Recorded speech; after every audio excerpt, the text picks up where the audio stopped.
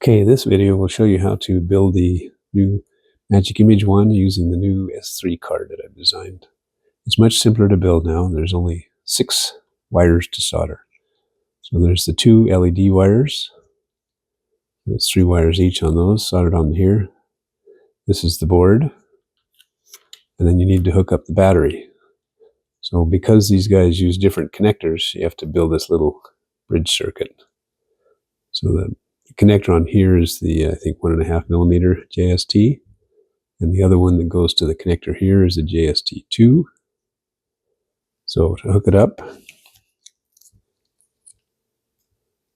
just plug this in here. Make sure your wires aren't in the way for any pins. And plug it on. So this is the way the board is going to go in. So we'll just take this wire here on the left. Watch this little tab. Goes into the top. Just give it a good push. It'll snap. Take the other wire. Push it through. Give it a good snap. They should both be in there. Make sure they're straight. Pull out the wires.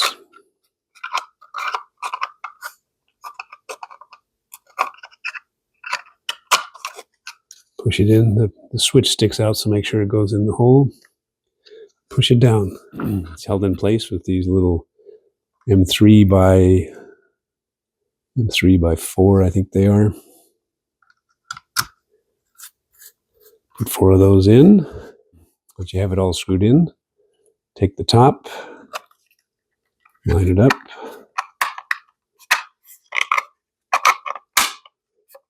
Push it down. It should snap into place.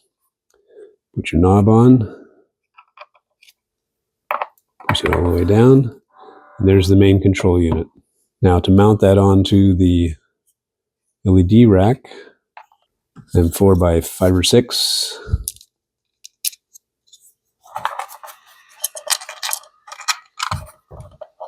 Tighten that.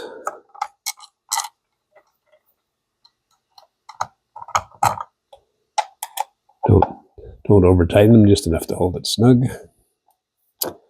There's the handle. There's the control unit, minus the handle. Here's the handle. This part goes up here. I use some slightly longer ones here. These are M4 by 10.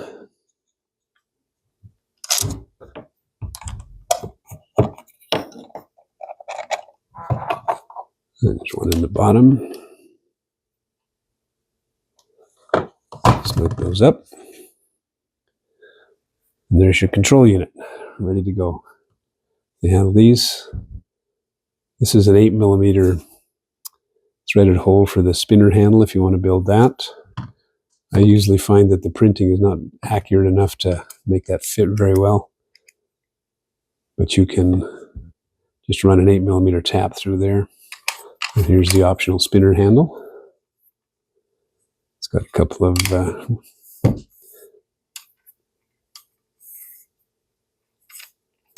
it's built with some 8 millimeter threaded rod.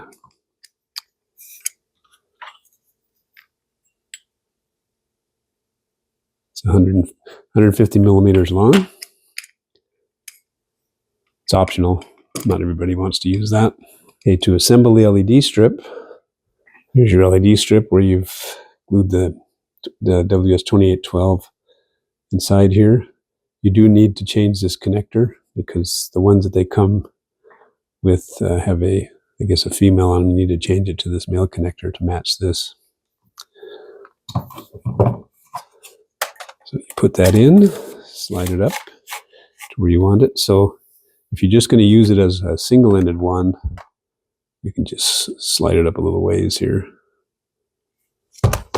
And just connect this to it. Okay. Put this connector on here to the LEDs.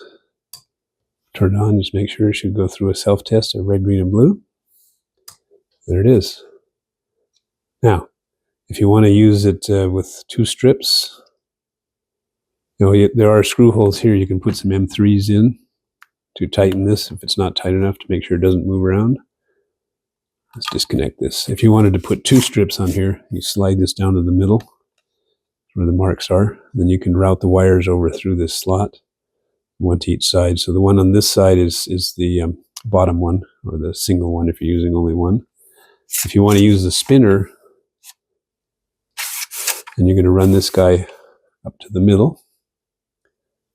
And this here is exact middle, so you want to measure this to be the middle. And to really make it work smoothly, you'll need to balance it. And you can just hold it on here and then use this guy. I'm not going to put it on right now. I've got an end cap on. But this is the tripod mount. You can stick this down here, maybe with a little extra weight if you need it. You can slide it around so that this guy will balance.